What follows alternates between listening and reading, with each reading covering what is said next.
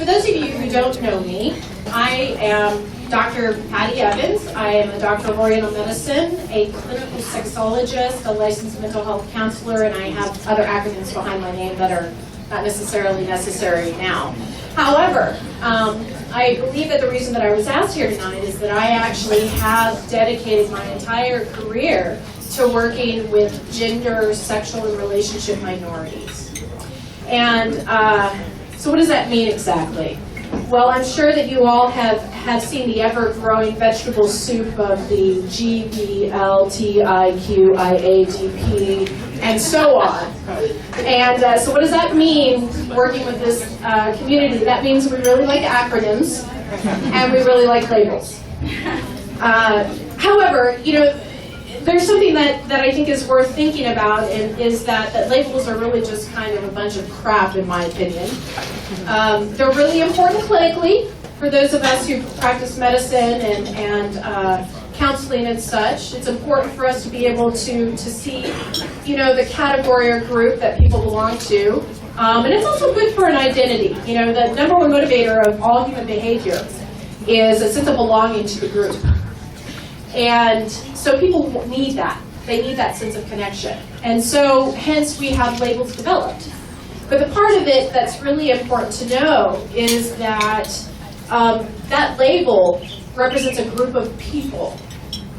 And that group of people is all part of one human race, right?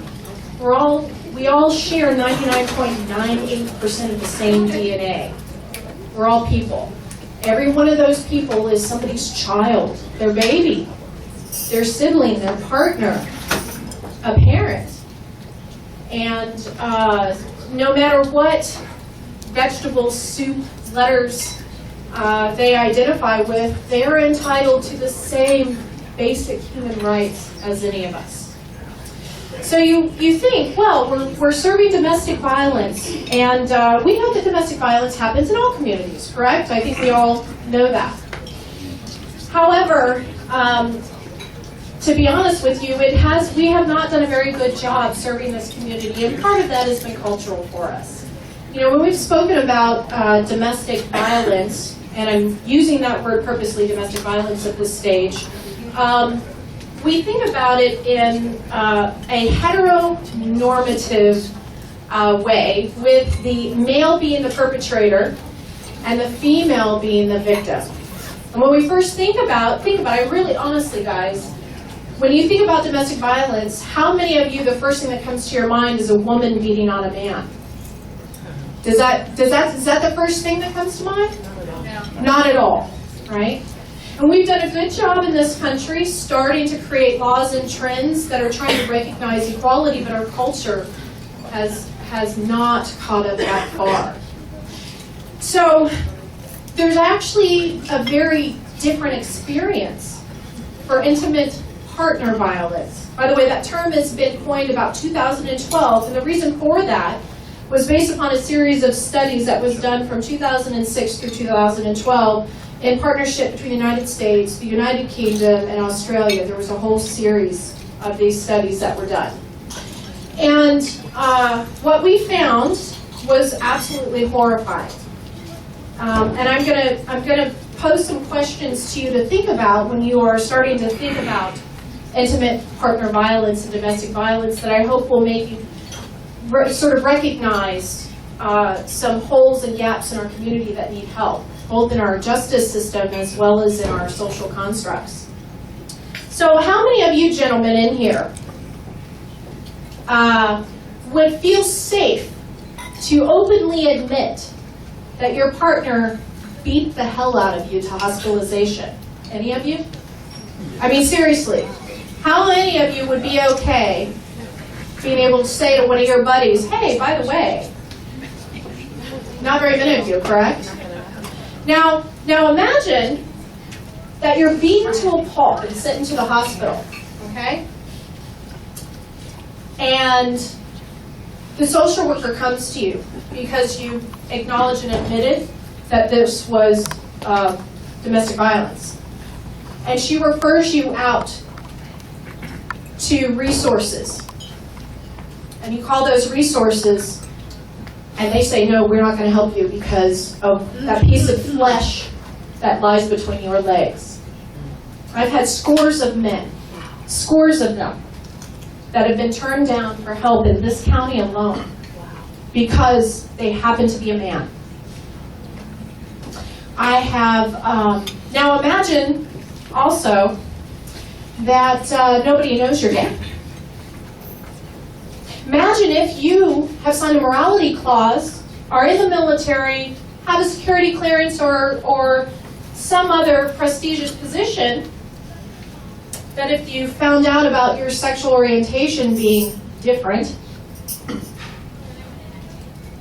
imagine what power that gives that abusive partner over you.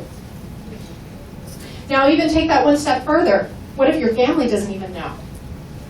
In this, one of the studies that was done by the National Coalition of, I'll have to look it back up again, but one of the studies that was done in 2012, they said 85% of the phone calls that went in that were related to these orientation minority cases would have to actually come out of the closet at the same time that they were coming out that they were a survivor. And another 65% of them report that their partners are threatening to out them to the community if they were to leave. We know that in the similar study done, that more than 39% of men report being physically abused in their relationships and consider themselves survivors of domestic violence. Now, so with that being said, let's add a couple more things to think about from a social construct standpoint. What if you're HIV positive? 27% of those reported domestic violence calls reported that their abusive partner was withholding their HIV medication from them if they did not return home. This is their lives. Now imagine if you're HIV positive and you're also trying to hide that as well. And yet you call for help, and guess what? They're not going to be there. Let's add another mix. Can you imagine trying to acknowledge that a woman abused you? As a man, how many of you would be okay with acknowledging you are a survivor of domestic violence from a woman? So I think the numbers, if I remember correctly, were 11% of men acknowledge and report that they have been a survivor of domestic violence by women. Now, imagine being that same man and trying to go to a facility to get help and they turn you down, and especially if your partner is a woman. Now imagine showing up to court being a big burly guy and she being a petite thing. Can you imagine what that would look like? Yeah, imagine what happens with law enforcement. Now, how many of you think about lesbians when you think about domestic violence? Could you imagine two women hurting each other that way?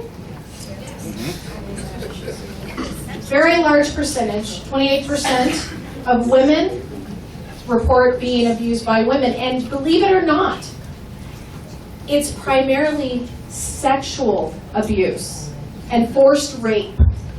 People go, how does a woman rape a woman? Well, let me tell you, I had a lovely young woman who had her ability to have children removed because her partner forcibly raped her, shoving instruments inside of her. She went for help, got turned down. That order, she tried to file an injunction, was turned down. So now we're going to add just a couple more things to the mix. By the way, everything that I'm sharing with you are true stories, and all of them in my office. Now imagine being transgender, okay? Do you know how many of in fact, they are the highest risk for violence. Transgender folks, believe it or not, have the highest risk, and in fact, more than 72% report having been abused sexually within an intimate partner relationship. but they don't identify themselves as survivors of domestic violence, even though there was sexual violence there. So it's an interesting juxtaposition of facts. So imagine that you are doing the part, I don't know if any of you know about transgender care, but those of us that provide transgender care services, there's actually a protocol that you have to go through. You have to spend a year living as the other gender, there's hormone treatment, there's a whole series of things, so much therapy you have to get before you can even consider having the surgery. So imagine if what you're doing is we're initial phase A, and you're dressing each day. You haven't had your name changed, your license hasn't changed, whatnot, and you have a partner who beats you to hospitalization, and you're, again, told by the social worker at the hospital to go reach out for help to get into a shelter. Guess what? Do you think they got help? No. No. Guess why? Because even though they identify as female, because they have a piece of flesh between their legs, they were not eligible. Because the majority of the services available do not serve men.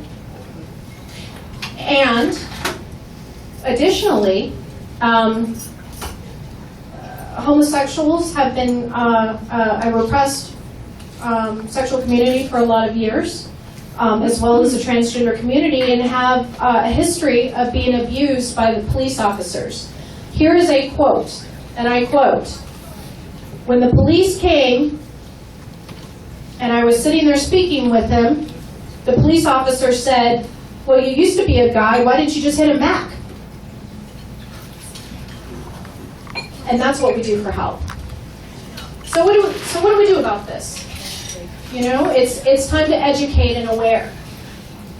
These are people's children. This is somebody who loves this person, and they deserve to have the same protections that we do. It saddens me that we have to have events like this. The fact that for some, the concept of safety and security is merely a luxury and not the norm. We need to start with educating our healthcare providers. We need to reach out to the domestic violent workers and the charities and tell them, hey, there's a hole in our communities. These are people who need help too. We need to educate law enforcement. And our laws need to protect this community the same way they protect heteronormative couples, which, to be all honesty, we're still deficient in that area too. Domestic violence is one of the least prosecuted crimes that there is, and hopefully that'll make great changes soon as we move forward.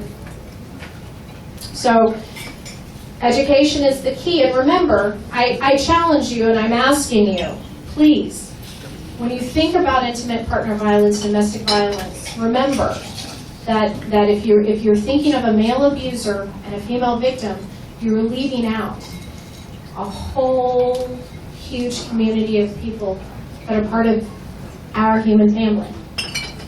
Thank you.